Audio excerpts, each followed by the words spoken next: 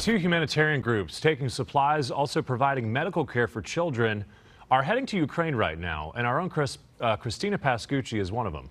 That's right. Christina flew out earlier this weekend to make the trek with these humanitarian groups. Christina, tell us, where are you now in your travels, and what's the plan once you arrive in Lviv? Hi, Alina and Mark. Good morning to you. You can see it's night here. It's very dark.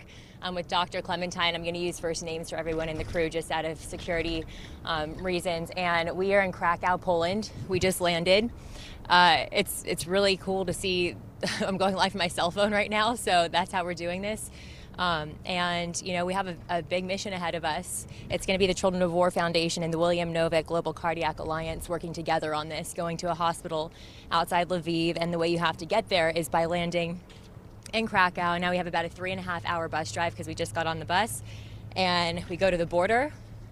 And then curfew's at 10, so we're gonna assess from there. But, you know, with the horrific airstrike that happened earlier today with dozens of people killed, obviously that's top of mind, and so we're going to use every precaution possible that we can, use our intelligence. We have people with us who are trained in special weapons and tactical and special weapons who really know what they're doing, so that we trust.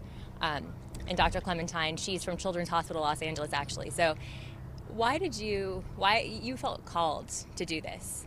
I did. So about 2 or 3 weeks ago when this all started, I wanted to do something, anything, but it was a very disorganized kind of plan in my head. And just about, was it 2 or 3 days ago, I got an email at work asking for volunteers for a humanitarian mission. Didn't know it was going to be surgery, didn't know it was going to be cardiac surgery. And as a pediatric cardiac anesthesiologist, I felt like it just fell on my lap and that I was called to do it. Amazing. And your fiance decided to come too. David, I don't know if you want to peep in here. It's so dark. I don't even know if you can see her. I'll try to move it closer. You wanted to...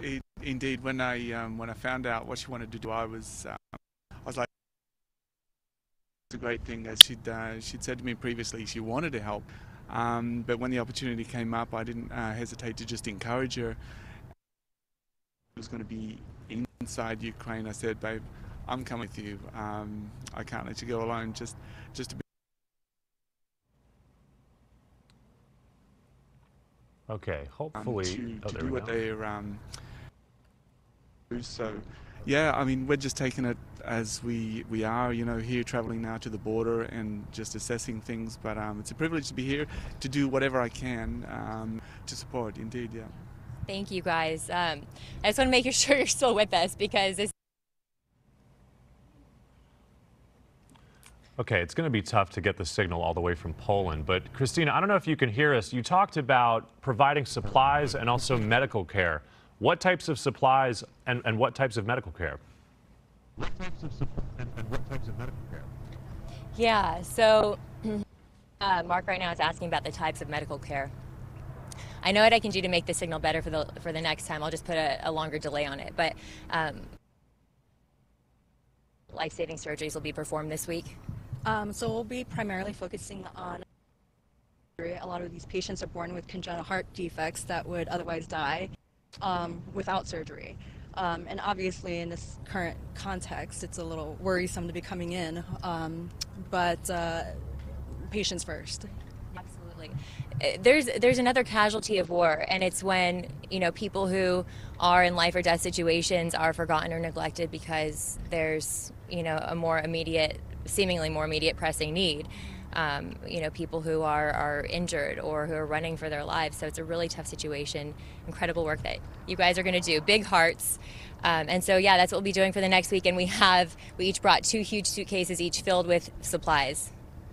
Alina and Mark. Christina, I'm just curious, what is the mood like? The mood from the flight that you took, from when you landed, from when you're meeting the people?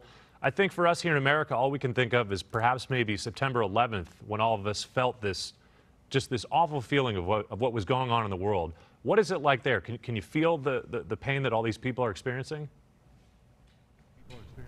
No, I think when we get closer to the border, it'll be next level, and then when we enter Ukraine. But it's a little bit somber. It's a mixed bag on the bus. You know, we're kind of cracking jokes to alleviate the heaviness of the situation.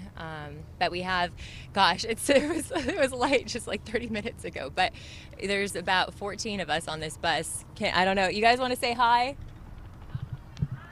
That was a weak hello, but they're back there. It's a huge bus, and there's so many logistics to put into play. You know, you have to be safe. There's a curfew at 10 o'clock.